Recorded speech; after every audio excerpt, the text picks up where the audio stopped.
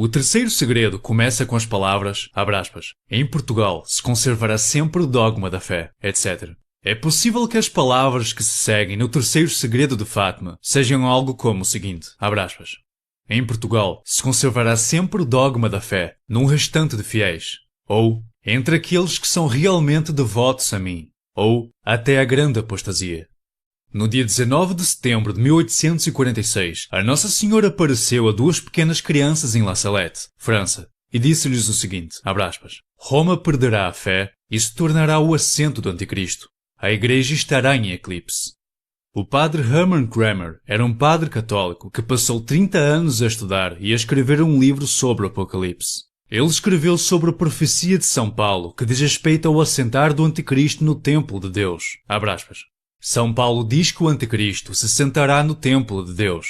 Este não é o antigo templo de Jerusalém, nem um templo desse tipo construído pelo Anticristo, como alguns pensaram, pois esse seria então o seu próprio templo. Esse templo é mostrado como sendo uma igreja católica, possivelmente uma das igrejas em Jerusalém, ou a de São Pedro em Roma, que é a maior igreja do mundo, e é no seu completo sentido, o templo de Deus. O padre Hermann Kramer diz que o Templo de Deus refere-se provavelmente à Basílica de São Pedro. Papa Pio XI, 26 de dezembro de 1929, abre aspas. A Basílica de São Pedro, aquele grande templo. São Bernardo acreditava que o Anticristo seria um antipapa. Joaquim de Flora, que morreu em 1202, disse o seguinte, abre aspas. Quando o fim do mundo estiver próximo, o Anticristo derrubará o Papa e usurpará a sua sé. Nós temos visto claramente as forças do Anticristo infiltrarem-se em Roma nestes últimos tempos. Um dos maiores símbolos do Anticristo é a cruz invertida. No dia 24 de março de 2000, João Paulo II sentou virado para quase 100 mil pessoas em Israel, numa enorme cadeira gravada com uma gigante cruz invertida. Aqui está uma outra fotografia de João Paulo II, de quando ele era um cardeal da Igreja do Vaticano II. Aqui temos mais uma vez a cruz invertida, desta vez na sua vestimenta.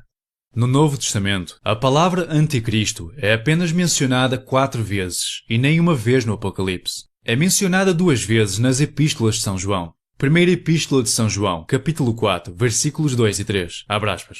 Todo o espírito que confessa que Jesus Cristo veio em carne é de Deus. E todo o espírito que duvida Jesus não é de Deus, mas este tal é o Anticristo.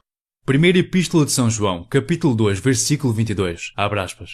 Quem é mentiroso, senão aquele que nega que Jesus seja o Cristo? Este tal é um anticristo, que nega o Pai e o Filho.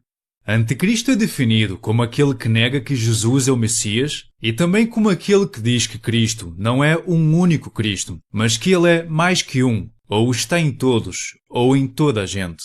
Bem, João Paulo II professava que todo o homem é Cristo. E Bento XVI tem professado em muitas ocasiões que Jesus não precisa ser visto como o Messias que foi profetizado. Bento XVI, livro Deus e o Mundo, ano de 2000, página 209, abre aspas. É claro que é possível ler o Antigo Testamento, de maneira que esse não seja direcionado para Jesus. Esse não aponta de forma suficientemente inequívoca para Cristo. E se os judeus não conseguem ver nele o cumprimento das promessas, isso não é apenas má vontade da parte deles, mas uma posição genuína por causa da obscuridade dos textos. Existem razões perfeitamente aceitáveis para negar que o Antigo Testamento refere-se a Cristo e para dizer, não foi isso que ele disse. E existem também boas razões para dizer que refere-se a ele. É nisto que se baseia toda a disputa entre judeus e cristãos. Bento XVI diz que há perfeitas razões para não acreditar que o Antigo Testamento refere-se a Cristo como o Messias que foi profetizado. Ele diz que o Antigo Testamento não aponta de forma inequívoca para o Nosso Senhor como sendo o Messias. Isto é uma total negação da fé cristã. O que faz esta apostasia ser ainda mais monstruosa é o facto de que o Novo Testamento está repleto de passagens que declaram que o Nosso Senhor é o cumprimento das profecias sobre o Messias contidas no Antigo Testamento. Citando apenas uma passagem de muitas, no capítulo 5 do Evangelho de São João, o Nosso Senhor diz especificamente aos judeus que o que está escrito no Antigo Testamento que diz respeito a ele irá condená-los. Evangelho de São João, capítulo 5, versículos 39 e 45 a 47, abre aspas. Examinai as Escrituras, pois julgais ter nelas a vida eterna, e elas mesmas são as que dão testemunho de mim. O mesmo Moisés, em quem vós tendes as esperanças, é o que vos acusa, porque ele escreveu de mim. Mas, de acordo com o apóstata Bento XVI, todas estas declarações bíblicas que dizem que o Nosso Senhor é o cumprimento das profecias contidas no Antigo Testamento, incluindo as próprias palavras do Nosso Senhor, podem ser falsas. De acordo com ele, a interpretação judaica de que o Nosso Senhor não é o Messias, não é o Filho de Deus e não é profetizado no Antigo Testamento é possível e válida. Isto é totalmente herético, apóstata e anticristo.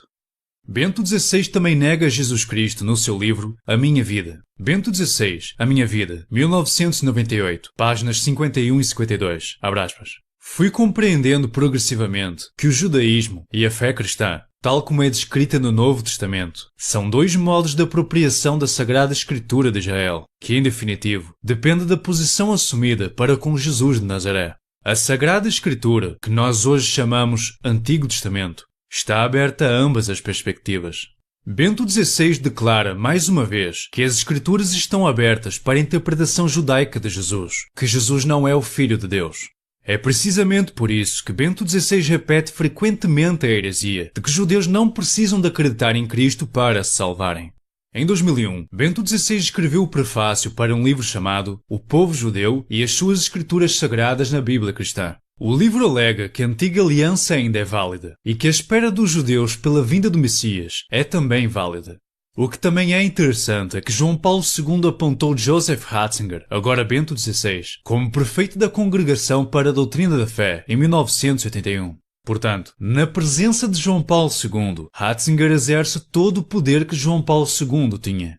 Após a morte de João Paulo II, uma fotografia foi tirada de uma fogueira muito perto do local de nascimento de João Paulo II, na Polónia, exatamente 2 anos após o dia da sua morte. E de uma forma sobrenatural, João Paulo II apareceu nas chamas. Esta imagem circulava por toda a internet e criou uma sensação a nível mundial. Serão essas coisas o cumprimento do que está profetizado a respeito da besta no capítulo 13 do livro do Apocalipse?